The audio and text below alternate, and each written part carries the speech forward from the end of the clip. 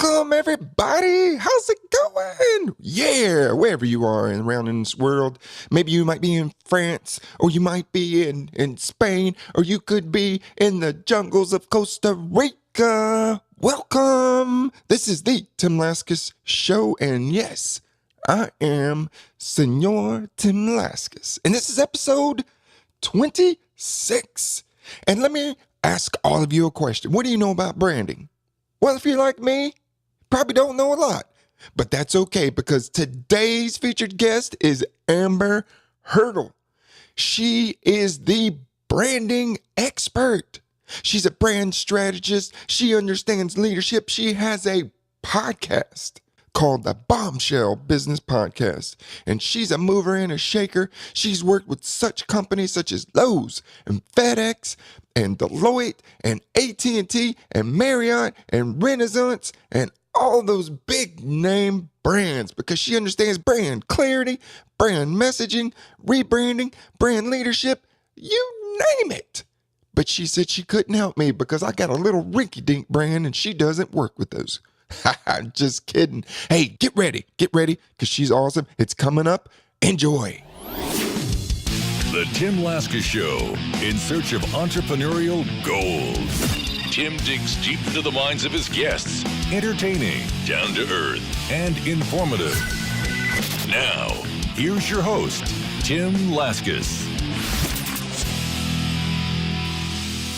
Hello, everyone. Today's featured guest is Amber Hurdle. Amber, thank you for being a guest on the show today. Thank you so much for having me. I'm delighted to be here.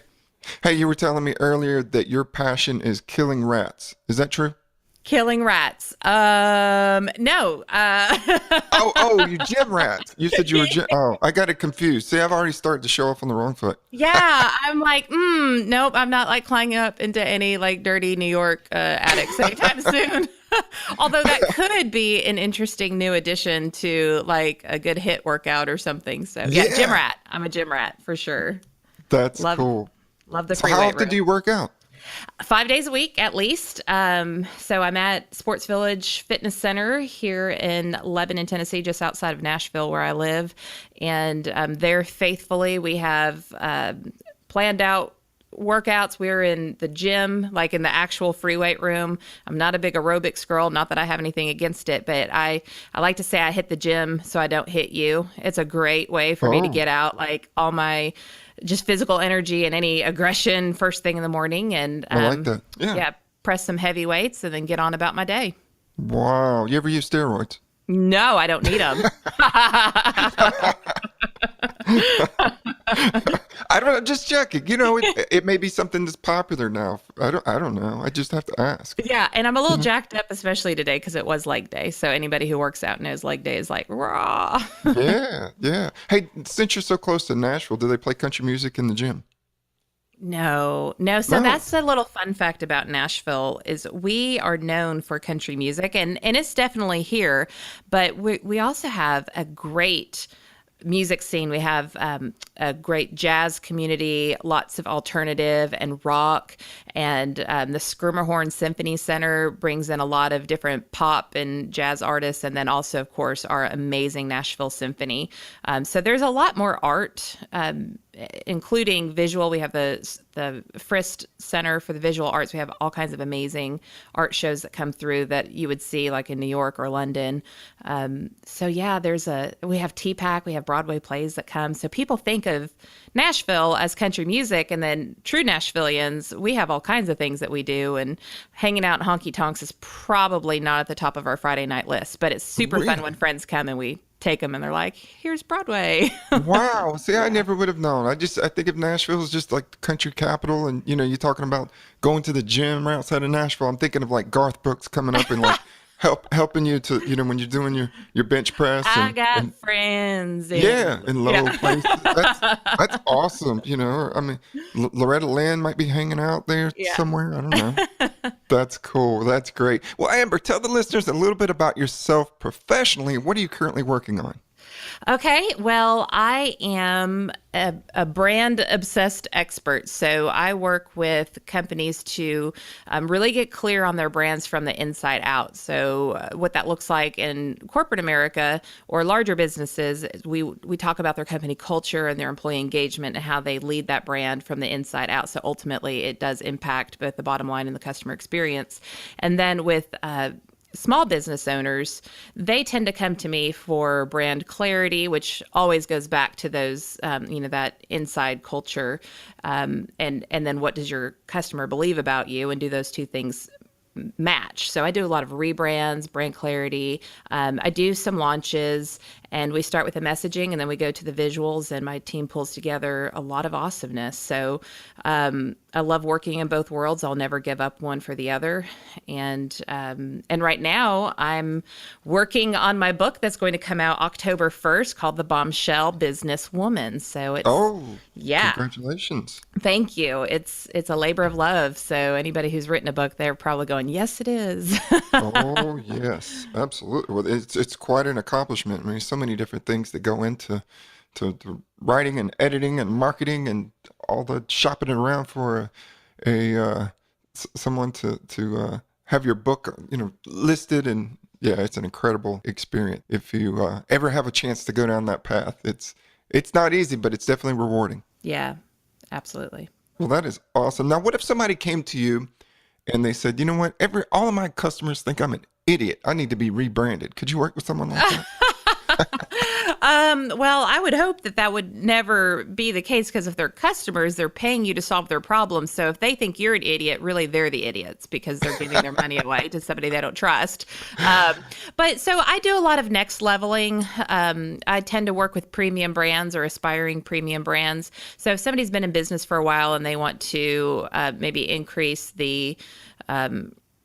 their brand equity, or maybe they want to next level into a more prominent or affluent type of customer, then they come to me.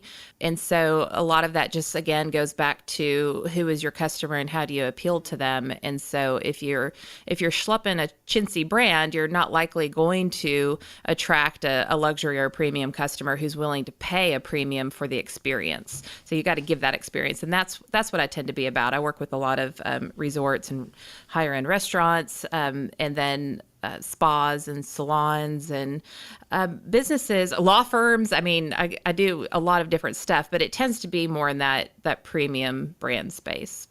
Right. And as you're talking about, brands in general, brands that come to mind would be like, when it comes to restaurants, would be like McDonald's or Burger King, or I don't know, maybe a high-end restaurant, or even like with cars, like Ferrari. Just hearing the word Ferrari, that brand is kind of an elite status, and so people pay a lot of money to be a part of that brand. And so part of what you do is it to help kind of people to figure out, well, are you more like a McDonald's or are you more like a Ferrari, and then help them build on that? Yeah, absolutely. So, I mean, straight up, I probably wouldn't be a good fit for a McDonald's franchise person, because I don't speak the language of a McDonald's customer. I don't know what motivates them to spend a small amount of money on that type of a product. So that's not my background or my experience. But a Chick-fil-A, for example, that's more of a premium type experience where they have a culture, and I mean, every time you go through Chick-fil-A, you always hear, it's my pleasure to serve you. They bring you your food to the table. They have like daddy-daughter nights where they will put conversational prompts on the table so dads and daughters can spend time with each other and not be looking at screens. They're not open on Sundays because of their values and that sort of thing. So a company that puts that much intention into their customer experience would be a good fit for me, whereas somebody who's like trying to win on price is not. Yeah. Yeah, I love Chick-fil-A.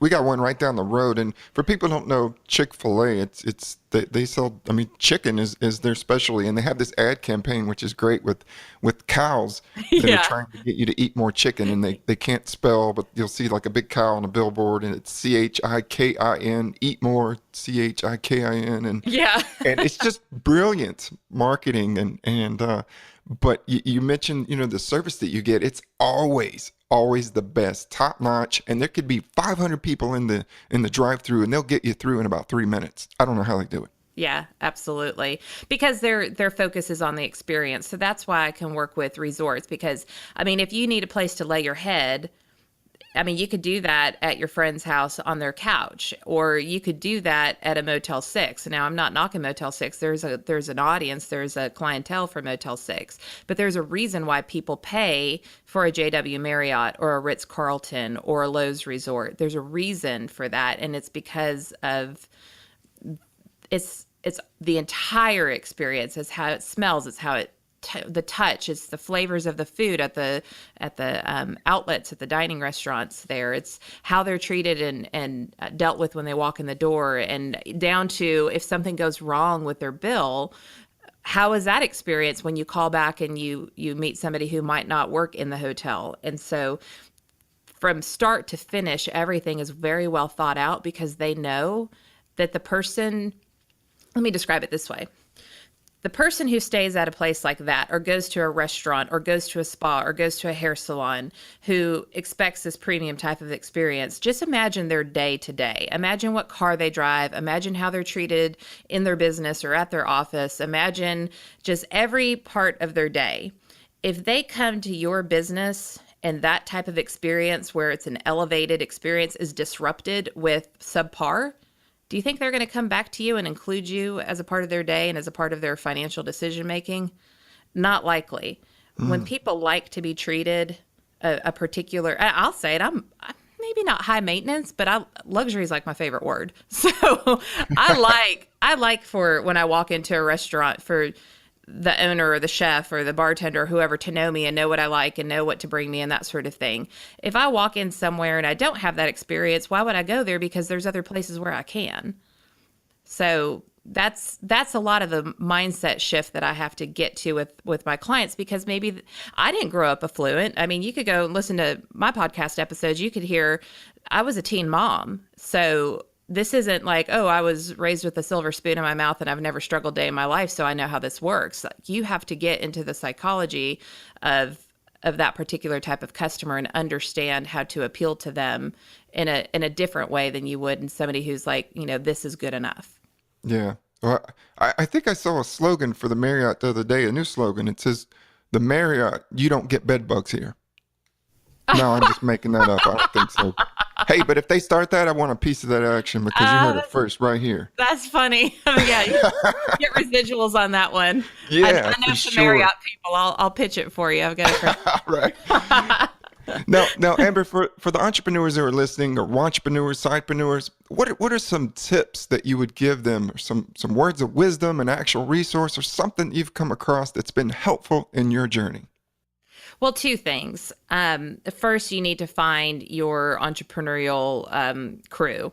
So you need to find people who can support you that are at your same level or maybe just a step ahead of you, where you're not pulling people along, but you are challenging each other. So like, iron sharpens iron, stallions run alongside stallions. And so that's just to help you stay focused when you're outside of an environment, like a company environment where you are an employee. You have a system in place where your KPIs are being measured and your performance is being evaluated. And a lot of entrepreneurs start out on their own, or maybe they have virtual teams, or maybe they have very small teams, and you need somebody that you can pace alongside to hold you accountable, to inspire you, to encourage you when you're riding the struggle bus, whether that's emotionally or financially or just not coming up with great ideas. So definitely reach out and look for those people. That's been something that's been huge for me, and one of the first things that I did when I left corporate. And then the second thing is, I'm going to just beat this dead horse, is your brand needs to be consistent and it needs to look elevated and it doesn't need to look chintzy. So anytime I go to somebody's site and it looks chintzy, I'm like, that's not for me. And so your branding should say, yes, it should make your potential customers say, yes, this person's for me, or no, this person's not for me, or this company's for me, or it's not for me. Immediately, you want to turn people off, but you don't want to turn people off with chintzy branding and marketing. So my second thing that I'd recommend is Canva. And other people might have said this on your show, I don't know, but Canva is an amazing resource. It's the free version gives you a lot of flexibility, but the paid version, which is very nominal each month, allows you to even upload your brand fonts and your brand colors and create templates. And so when you're posting on social media or your blog posts or whatever, I mean, you could create flyers and headers and all different kinds of things, and then maintain that brand consistency and have everything in a one-stop shop. And so that helps you not have to hire a graphic designer for every little last thing, although I do recommend you have an amazing graphic designer for the important stuff. But for more of the day-to-day type stuff, or even proposals or PowerPoint presentations or keynotes or whatever, it's a great way to keep your brand looking more professional. Yeah, well, Canva is an excellent site to use, and it's free to use for most of their stuff, and I love it. I use it all the time, and but those are just great tips to be able to find support, surround people who support you, and a lot of times we are who we surround ourselves with, and that is just so important. And I was thinking of you're talking about branding. What does your brand say? And I think somebody looked on my website and I said it says rinky dink. That was what came to mind for them. I said, oh man, I need to talk to Amber. She's going to be on my show. She can help me upscale from rinky dink to something a little bit better. Yeah, and you don't have to be jazz hands and fireworks. I mean, you can be elegant, and I don't mean that in like a Coco Chanel kind of way. I would, if you're just starting out, you don't have a lot of money to invest in your branding, which is where most people start, then don't try to overdo it. Just keep things simple and not busy, and simple attracts more than a chaotic, busy, everything everywhere, lots of different colors, lots of different fonts. Just keep it simple, and then you could always grow from there. I mean, all of our brands grow, and that's part of the journey. Yeah, I love that. Keeping it simple. I'm all about simple. So Amber, when did you realize that you wanted to be an entrepreneur? When did all this come about, and how'd you take that step? Truly, as a very small child, I used to walk around my neighbors' houses and knock on the doors and say, "Hey, why don't you let me rake all these leaves up and pay me like 75 cents?" And so I'd rake their leaves and I would accept their money. And all I really wanted to do was be able to walk up to the local soda shop and, get a side of fries with my friends. Like, I didn't really, I wasn't like trying to create an empire or anything. I was like, I just want to be able to go, get some French fries or some lemon heads or Boston baked beans. Was that the other little box one? I sound like I'm 900 years old, but I promise I'm not. So that began there when I was real little. And then I started babysitting when I was 11. I mean, check that. Who does that anymore? And then when I was 12, I babysat for I grew up in Orange County, California until high school. Then I moved here to the Nashville area. But I babysat for 2 Rams football players and their children, and then not them. Although, you're babysitting the football players. Yeah. How about that? Changing diapers. That's right. I'm like, holding their hands after a lost game. But no. But I babysat for them, and then I babysat for another family that was a lot more like nannying. I mean, I was there constantly. And so I understood at 12 years old what it was like to be financially independent in a way from my parents, because I never had to ask for money. If I wanted to buy something at the mall, I could. If I wanted to go do something, I needed to ask permission, but I didn't have to make sure that it was in my parents' budget. And so that was something that, triggered something very, very early on. And I've had other businesses. I had a celebrity event planning company that was honestly accidental. I was planning events, and before I knew it, I was in the country music industry, and then working with, film studios and all kinds of things. And it really was not intentional. It was like this side thing that I was going to do to make some money for a college fund for my daughter. And then in the process of that, I built out with a business partner an event venue. And so that was all just stuff that happened. And then we had a tragedy in our life, and I lost my, she wasn't my stepdaughter at the time, but she's now, I call her my step angel. And so that just changed a lot for me. And I wanted to go back to a normal life and consistency. So I went back to just normal work and not in 24/7 celebrity land, making cool people look cooler. And so I worked at the University of Georgia, and then I worked for Gaylord Opryland, which was amazing. And I would never give that for anything. But then it kind of came back full circle of like, what's the most important in life? And for me, it was flexibility and being there with my family, because we've already lost one child, in our family, and nothing's promised. And so I couldn't do the 60, 70 hours anymore. And so my husband and I are both entrepreneurs, and this is how we roll. So, it's scary. So if you're an entrepreneur, I'm not the person who says, oh, go quit your job and figure it out. Like, no, you need a plan. You need to have money in the bank. You need to have a budget. You need to have some kind of a business model. You need to have accountability. Don't just go leaping without looking. But if it's in you, follow that and do it with wisdom and discernment. Don't burn the ships, is what you're saying. Well, and honestly, like, my previous employers are some of my best referral sources. They will freely tell them how hard I worked and how well I left. And so don't screw yourself by, abandoning a company or phoning it in every day as you're working on your side hustle and just barely contributing when you go to work. That's the fastest way to ensure that nobody's going to help you out in the long run.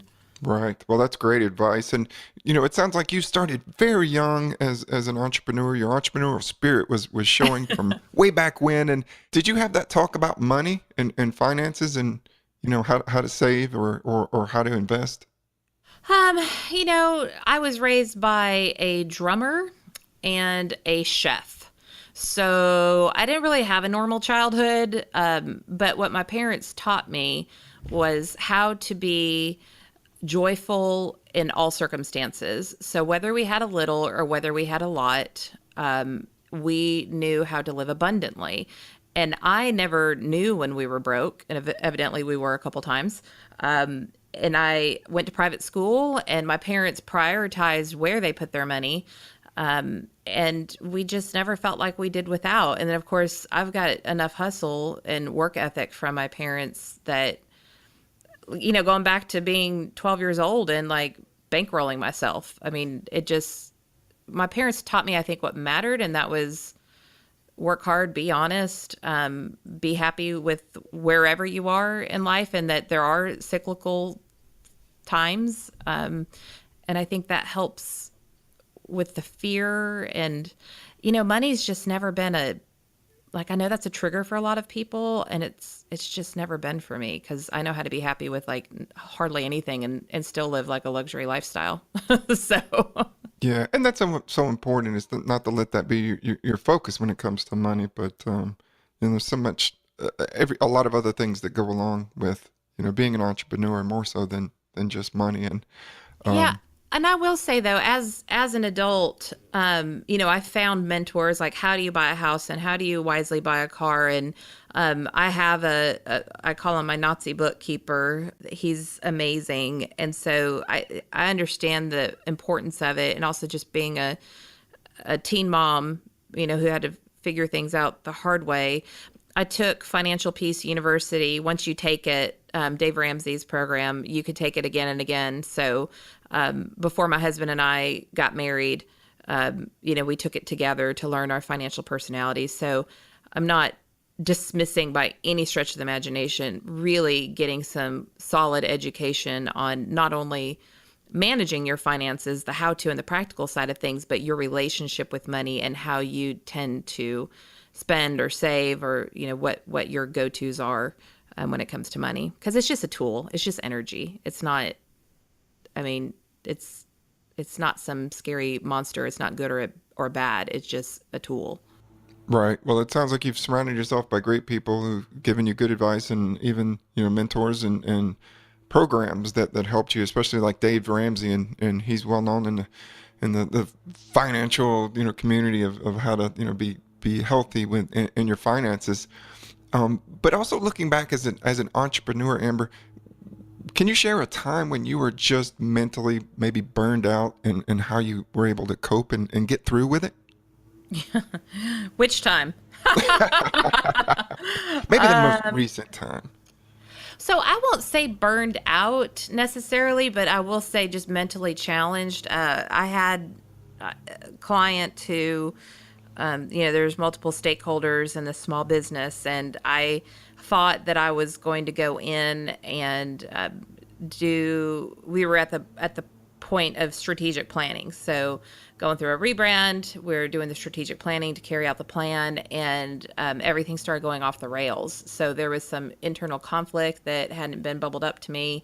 And like literally as I was packing my stuff to go, I'm getting emails from various people, and I mean, at this point, it's like, is this business going to survive? So I'm thinking we're next leveling, and then out of nowhere, it's like survival mode. And so, there was discussion of, should we cancel? And I'm like, chaos is kind of my jam. Like, I'm really good at that. So no matter what, I'm going to come, and then we can either do what we intended on doing, or we can at least have some genuine discussion of what the next steps are really going to look like.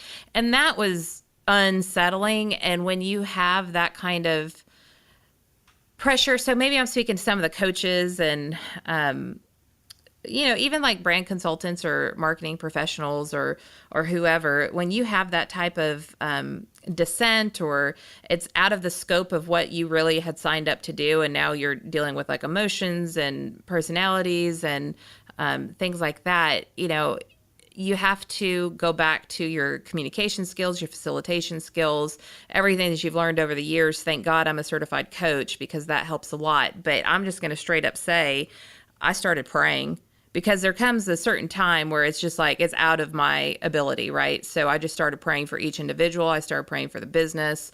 I prayed for my ability to speak truth to them, and to not try to force things to go a certain way, but to have great ears and listen to what it was that they ultimately desired for their individual lives and for the business. And I prayed the whole way there. And then at that point, I just kind of let it go. So Sure. I know not all of your listeners have a belief system, but I sure don't know what I would do without mine. Well, it sounds like it's been very helpful for you, and a major part of your life, and who you are and how you run your business. And I think that's wonderful. And looking back on your journey to date, what would you say has been maybe one of the most fulfilling moments? Oh, man. Again, which time? What a journey. I always say that being an entrepreneur is the number one personal development program. So I'll give an example, another recent one, because it's hard to pick. I had a woman who is a senior leader in a Fortune 100 company reach out to me and just tell me what the podcast did for her as she's looking to transition into becoming a small business owner. Very detailed. And this because this isn't easy stuff. Like, everybody thinks that podcasting is like, super sexy and you just like hit record and you go, but there's a lot of work that goes into it. And it is a labor of love, and it takes time, and it takes time away from my business. But I do it because I have such a passion for female business owners and the unique struggles that they face. And for her to share all that with me, I mean, I'm not a super emotional person. I'm very empathetic, but I'm not like a cry at Hallmark commercials kind of person. And I just was crying. I just started crying in the car on the way to dinner with my husband right there, because that's what it's about. I mean, I'll take your money. I love that. Don't get me wrong. I'm a for-profit business, but knowing that parts of my business get to impact people who either can't work with me or maybe they can't afford me right now, or whatever that is, if I can still impart some of my lessons that I've learned to help women do what it is that I'm super passionate about, like that sends me over the moon. Yeah. If that's, you can't go wrong when that's your focus to give value and to give back and help make the lives of people a little bit better. Yeah. You can't ask for more. And when people come to you and share those personal stories of how it was helpful and they were going through a difficult time, it really touches you emotionally. And you don't even have to be a sensitive person to be touched by that. I haven't met a person, who was so cold and said, "Oh, it didn't bother me." But no, I mean, even the most, kind of stern business, men and women out there often, report how they were touched just emotionally when they hear these personal stories of people reaching out to them and how they changed their lives. Yeah. And I'm there is not a single email that I get that I'm just not completely moved by, and hearing the different stories of various women. And I think that one in particular, just because I just remember so clearly being in her position and working a lot of hours and wanting something different, and just the way that she framed it. I went there emotionally with her, and it was pretty cool. Wow. Well, Amber, we've run out of time, but before we go, I would like you to tell the listeners where they can find you online, any social media that you're a part of, Facebook, Instagram, or any of that good stuff, and also where they can find your book, Bombshell Business. So, all roads lead to amberhurdle.com. So it's AMBERHURD as in dog, LE.com. Hurdle like you jump over. And I'm on Facebook. It's Amber Hurdle Fan. On Instagram, I have two. I have Amber Hurdle if you want to see what I had for lunch and how much I love my husband and my gym activities. And then there's Bombshell. Killing rats. Or killing rats. Yeah, absolutely. Bombshell Biz is more focused on the podcast, and I'm Amber Hurdle on Twitter. I'm pretty much like Amber Hurdle everywhere, and I'm very active on social media, and I do reply and I do respond, and that's very important to me. And then the book, this is all happening very fast and everything. So if you will sign up for updates at amberhurdle.com, I will keep you looped in on that book, and then even talk about possibly being on a launch team, which I'll be putting together. So more to come on that. Wow, that's great. And Amber, don't forget that I came up with that slogan for the Marriott. That's right. I'm sending an email. We don't have bed bugs. That's right. However they want to say it. But let me write it down. We don't have. Okay, I got it. or we don't got, or I mean something like real crazy, like just that sticks with you. Something about not getting bed bugs, because nobody wants to get those. So I'll be looking forward to my checks. And all that good stuff. Amber, you've been great. You've been a fantastic guest, and Thanks for having me, we'll definitely stay in touch. For sure. Thank you. Want more entrepreneurial tips? Go to timlascos.com.